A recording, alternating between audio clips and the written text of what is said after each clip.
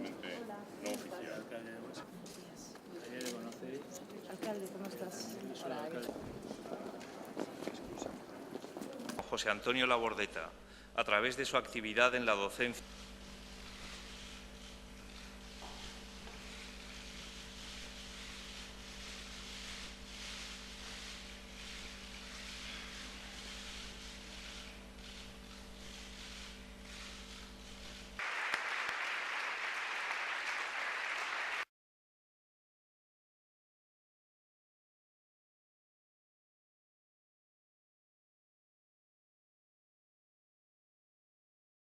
Para nosotros es un día de duelo, es un día de recuerdo, es un día de recordar a un gran aragonés, un aragonés que fundamentalmente ha sido una persona libre y como persona libre en este momento es un aragonés de todos.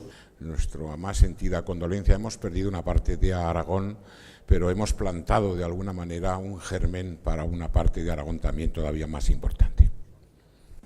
Se nos fue José Antonio, pero nos queda sobre todo el ejemplo, el recuerdo y el ejemplo. Él nunca quiso dar ninguna lección a nadie, pero al final su vida ha sido una lección y lo ha sido incluso hasta el último día. Labordeta ha tenido una importancia capital no solo en los años de la transición, de la clandestinidad y posteriormente en la democracia, culturalmente, pero también humanamente, ¿no?